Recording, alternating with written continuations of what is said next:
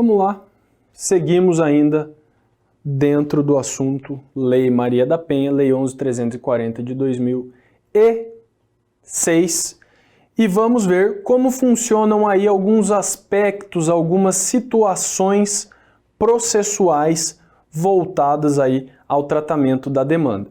E já para começar em alto ritmo, ritmo intenso, vamos para a tela, trabalhando a partir do artigo 13. Ao julgamento e à execução das causas cíveis e criminais decorrentes da prática de violência doméstica e familiar contra a mulher, aplicar-se-ão as normas do CPP e do CPC e da legislação específica relativa à criança, ao adolescente e ao idoso que não conflitarem com o estabelecido nesta lei. Os juizados de violência doméstica e familiar contra a mulher, órgãos da justiça ordinária com competência civil e criminal, poderão ser criados pela União, DF e territórios, pelos estados, para processo, o julgamento e a execução das causas decorrentes da prática de violência doméstica e familiar contra a mulher. Os atos processuais poderão realizar-se em horário noturno de acordo com as normas de organização judiciária. Olha só o 14, há uma regra específica aí de competência.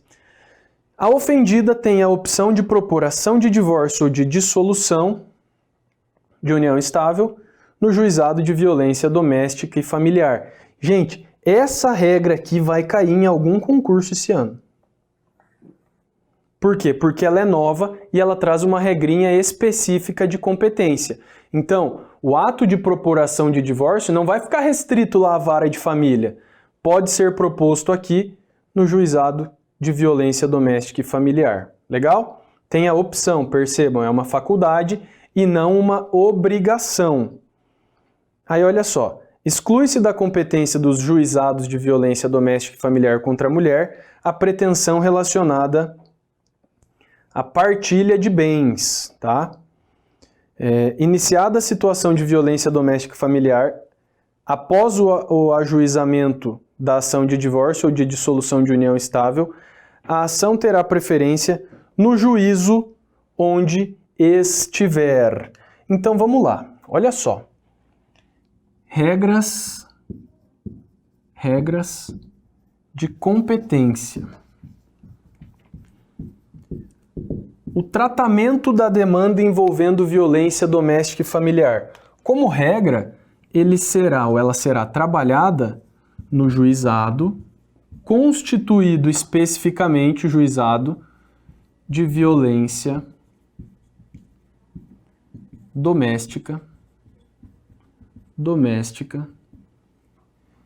e familiar contra a mulher. Legal.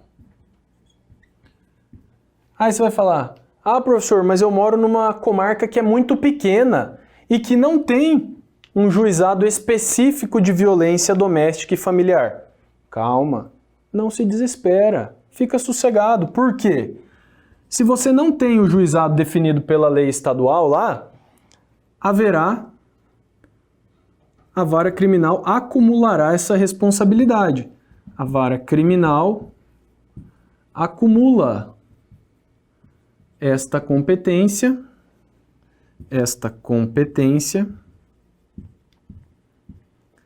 caso o juizado não exista.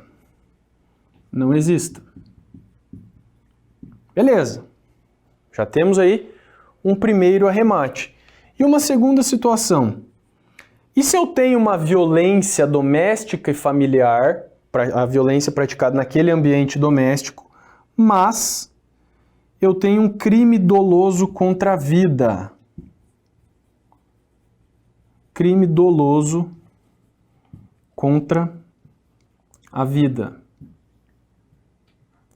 Nesse caso, nós temos aqui no crime doloso contra a vida, nós temos uma competência aurida do texto constitucional, que deriva do artigo 5º, inciso 31. 1.208. Tá, se eu tenho crime doloso contra a vida, competência para julgamento é do juizado de violência doméstica? Não! Nesse caso, crime doloso contra a vida, a competência será do júri. Fechou? Fique esperto, hein? Porque se cair isso na sua prova e você errar, você vai tatuar o nome do ex no antebraço, para você acordar e olhar todo dia e lembrar da merda que você fez. Tá? Então, olha só. Vem aqui para mais uma situação, então, ainda dentro das regrinhas aqui de competência. Percebam que a mulher poderá optar por ajuizar o divórcio no juizado de violência doméstica. Legal? Então, olha só. Ela poderá optar. Não é uma obrigação. Lembra disso, seu orelhudo. E além disso, que mais? Quando ela opta por ajuizar o divórcio no juizado doméstico e familiar, o juizado ele não tem a competência para deliberar sobre a partilha de bens. Então, olha só. Vou colocar abreviado aqui, ó, o juizado de violência doméstica contra a mulher, juizado de violência doméstica contra a mulher, não avaliará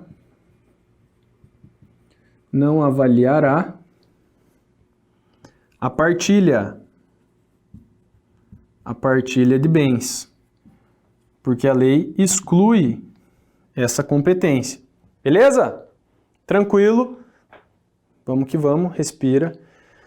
E volta para a letra da lei. Artigo 15. É competente, por opção da ofendida, para os processos físicos, para os processos cíveis regidos por essa lei.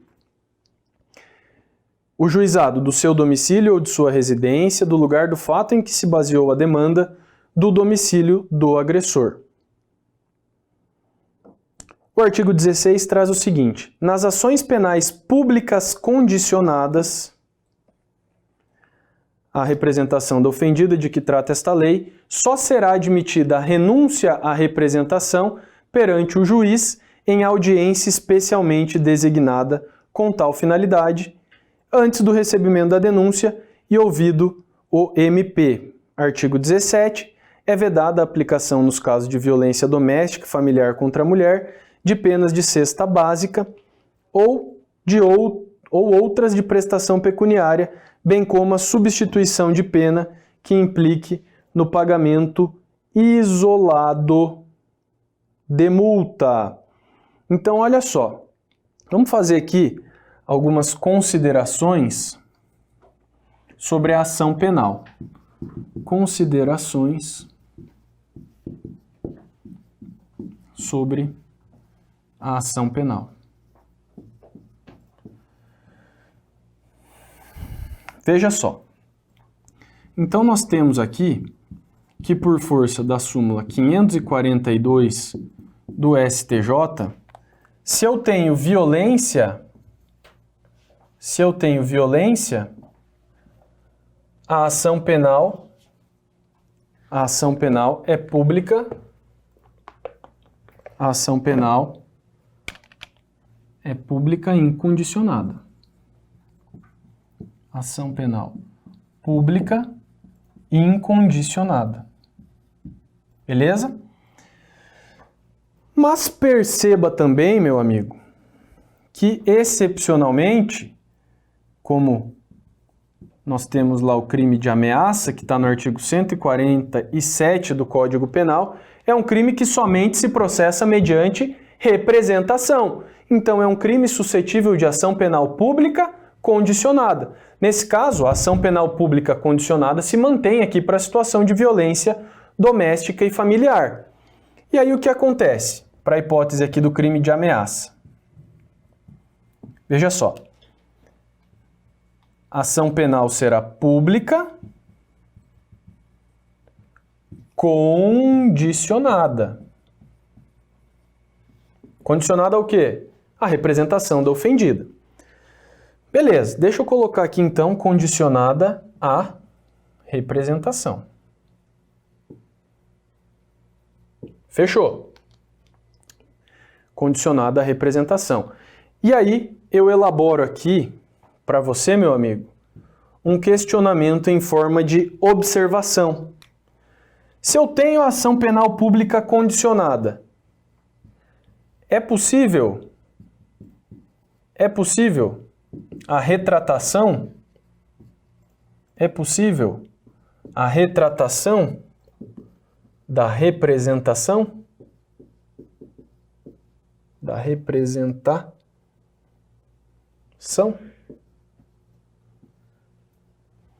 Esse é o nosso questionamento. E aí você há de se lembrar que, para as regrinhas previstas lá para a ação penal pública condicionada, cabe a retratação até o oferecimento da denúncia. Isso é o que você extrai lá dos artigos 102 do Código Penal e do artigo 25 do CPP. Tudo bem, então a regra geral é, você pode se retratar da representação, o popular retirar a queixa, até o oferecimento, cuidado que não é recebimento, é até o protocolo, o oferecimento da denúncia. Legal? Mas, por força do que preconiza aqui o artigo 16 da Lei Maria da Penha, é possível a retratação da representação desde que realizada em audiência específica para essa finalidade, então tem que ser numa audiência. Além disso, deve ser antes do oferecimento da denúncia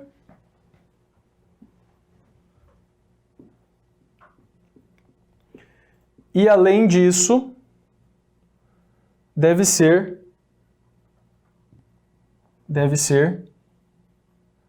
ouvido o membro do Ministério Público. Beleza? Então, aqui não vale a regra geral do artigo 102 do Código Penal e do 25 do CPP. Vale a regra do artigo 16 da Lei Maria da Penha. É possível a retratação da representação, retirar a queixa, em audiência específica designada para esse fim, antes do oferecimento da denúncia e ouvido o Ministério Público, beleza? Vamos lá, vamos colocar aqui mais uma regrinha processual que é muito importante, que deriva lá do artigo 41 da Lei Maria da Penha. Quais são aqui os requisitos? Ou qual a disposição aqui? Olha só. Aos fatos tutelados aqui pela Lei Maria da Penha, aos fatos tutelados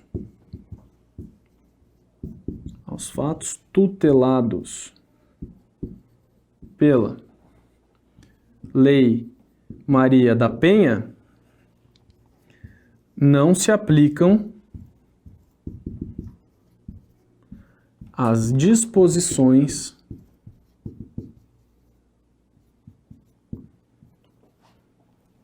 da Lei 9.099 de 95. Portanto, mesmo que você se depare com uma infração de menor potencial ofensivo praticado no âmbito de violência doméstica, você não vai ter aplicação de transação penal, de suspensão condicional do processo, de conversão da pena privativa de liberdade por restritivas de direitos. Lembra disso, tá? Toma cuidado que esse artigo 41 é bem importante. Além disso, o que é importante você ter em mente também? A natureza lá da ação penal, tá? Então, o artigo 88 da Lei 9.099 de 95 não possui aplicação aos fatos tutelados nesta lei. Então, o artigo 88, aqui da lei dos GCRIMs, ele estabelece que no crime de lesão corporal leve e em lesão corporal culposa, a ação penal fica condicionada à representação. Esse artigo 88 não se aplica aos fatos tutelados pela Lei 11.340. Então, eu sei que você vai ter esta cautela, beleza? Vamos lá. Vamos avaliar aqui o artigo 18. Recebido o expediente com pedido da ofendida, caberá ao juiz no prazo de 48 horas, então olha o prazo para intervenção judicial aí 48 horas, ele deverá conhecer do expediente do pedido e decidir sobre as medidas protetivas de urgência. Ele pode determinar o encaminhamento da ofendida ao órgão de assistência judiciária, quando for o caso, para ajuizamento da ação de divórcio, anulação de casamento ou dissolução da união estável lá no juízo competente, vai comunicar o MP para que tome as medidas competentes, e aqui ele já pode determinar a própria autoridade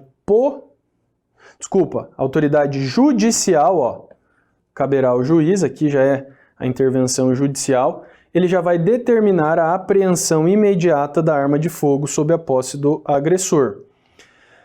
Aí olha só, vamos trabalhar aqui com as medidas específicas, medidas de urgência, que são vinculadas aí para a agredida. As medidas protetivas de urgência poderão ser concedidas pelo juiz, quem concede aqui então é o juiz, exceto lá na possibilidade do artigo 12C, que permite a aplicação da medida protetiva pelo delegado ou pelo policial. Então, o juiz é quem defere a requerimento do MP ou da própria ofendida. Então, a ofendida, percebam que ela tem legitimidade para requerer a aplicação de medida protetiva. 19, parágrafo 1º. As medidas protetivas de urgência poderão ser concedidas de imediato, independentemente da audiência das partes e da manifestação do MP, devendo este ser comunicado. As medidas de urgência serão aplicadas isolada ou cumulativamente e poderão ser substituídas a qualquer tempo por outras de maior eficácia, sempre que os direitos reconhecidos nesta lei forem ameaçados ou violados. Parágrafo 3º. Poderá o juiz, a requerimento do MP ou da ofendida, conceder novas medidas protetivas de urgência ou rever aquelas já concedidas se entender necessário a proteção de seus familiares e de seu patrimônio, ouvido o MP. 20. Em qualquer fase do inquérito ou da instrução criminal, caberá a prisão preventiva do agressor, decretada pelo juiz de ofício a requerimento do MP ou mediante representação da autoridade policial. Então vejam só, o que eu quero que você entenda aqui. Quando a gente fala em medidas protetivas, a aplicação ela se dá pelo juiz e o requerimento parte do MP ou da vítima. Beleza? Tranquilo? E aí nós temos aqui no artigo 20, o artigo 20 estabelece que a qualquer tempo poderá ser decretada a prisão preventiva. Vamos lá. Qual é a grande sacada aqui, qual é a grande situação desse artigo 20? Ele precisa ser analisado à luz do que estabelece o artigo 311 do Código Processual Penal. E agora, com o advento do pacote anticrime, nós tivemos aí a supressão da atuação do juiz de ofício. Então, olha só, quando o artigo 20 estabelece lá que a qualquer tempo poderá ser determinada de ofício a prisão do indivíduo, nós entendemos que esse artigo aqui, ele deve ser interpretado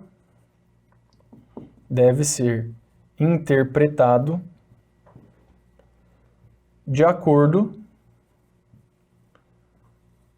com o artigo 311 do CPP. Por quê? Esse artigo 311, ele foi reformulado pela Lei 13.964 de 2019. Beleza? Então, quando consta ali no artigo 20 que o juiz poderá agir de ofício, entenda-se que essa questão da atuação de ofício ela já foi superada pela nova redação trazida aqui para o artigo 311. Fechou? Vamos que vamos. Parágrafo único. O juiz poderá revogar a prisão se no curso do processo não tiver mais motivo que subsista, ou ele pode decretá-la se sobrevier razões que a justifiquem. 21. A ofendida deverá ser notificada dos atos processuais relativos ao agressor, especialmente dos pertinentes ao ingresso e à saída da prisão, sem prejuízo da intimação do advogado constituído ou do defensor público. E claro, né? Olha que dispositivo retrógrado. A ofendida não poderá entregar intimação ou notificação ao agressor. Então a vítima chega na delegacia para registrar a ocorrência e fala: o delegado, meu marido me bateu. Beleza, vamos registrar aqui a ocorrência. Aí o delegado, ele fala: porra, mas eu tô com uma preguiça do caramba de ir lá cumprir esse mandado de intimação. Será que você não entrega para ele lá? Nada a ver, né? Não tem lógica esse parágrafo único do artigo 21. Aí olha só, as medidas aqui que podem ser aplicadas com relação à ofendida. Poderá o juiz, quando necessário, sem prejuízo de outras medidas, encaminhar a ofendida e seus dependentes a programa oficial, comunitário de proteção ou de atendimento, determinar a recondução da ofendida e a de seus dependentes ao respectivo domicílio após o afastamento do agressor. Lembra aqui das hipóteses de aplicação do afastamento do agressor, previstas lá no artigo 12C, que vai cair na sua prova. 3. Determinar o afastamento da ofendida do lar sem prejuízo dos direitos relativos a bens, guarda dos filhos e alimentos. Olha só, percebam aqui que nós temos duas medidas protetivas distintas. Uma consiste no afastamento do agressor e a outra consiste no afastamento da vítima. Então, depende, tá? Depende da análise da casuística aí. 4. Determinar a separação de corpos. 5.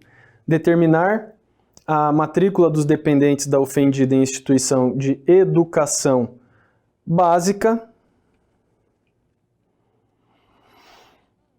mais próxima do seu domicílio ou a transferência deles para essa instituição, independentemente da existência de vagas.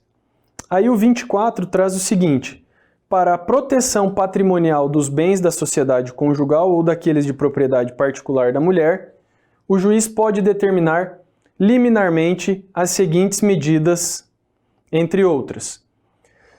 1. Restituição de bens indevidamente subtraídos pelo agressor, a ofendida. Proibição temporária para celebração de atos e contratos de compra, venda e locação de propriedade em comum, salvo expressa autorização judicial. 3. Suspensão das procurações conferidas pela ofendida a seu agressor. Então imagina lá que a vítima e o agressor que eles tenham muitas relações comerciais por aí afora. E aí aquele agressor ele tem procuração para negociações em gerais em nome da vítima. O juiz já pode determinar a suspensão da validade dessas procurações. Por isso que o atendimento policial, esse primeiro contato, ele tem que ser muito minucioso e muito cauteloso para verificar qual é a proporção daquela relação familiar até então existente. Se ela só é uma relação de coabitação, se ela só é uma relação de afeto, ou ainda se existe alguma extensão aí de situações patrimoniais, legal? O inciso 4 traz ainda a prestação de caução provisória mediante depósito judicial por perdas e danos materiais decorrentes da prática de violência doméstica e familiar contra a ofendida. Parágrafo único. Deverá o juiz oficiar ao cartório competente para os fins dos itens 2 e 3 aqui previstos. Então, para as hipóteses aí de suspensão das procurações e dos atos negociais, beleza? Então, olha só, olha na lousa aqui. Então, nós temos as medidas protetivas, que elas serão aplicadas pelo juiz, ou a requerimento do MP ou da própria ofendida. Lembra lá que nós temos a exceção constante do artigo 12C. Artigo 12C da Lei Maria da Penha, que estabelece que as medidas protetivas de afastamento do agressor do lar serão lá aplicadas pelo juiz ou pelo delegado se o município não for sede de comarca, e ainda poderão ser aplicadas pelo policial se o município não for sede de comarca e não tiver delegado disponível. Essas medidas aqui, essas medidas protetivas, elas podem ser aplicadas, as medidas podem ser aplicadas de maneira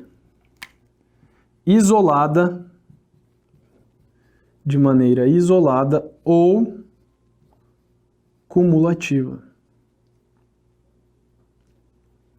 Tranquilidade? Beleza?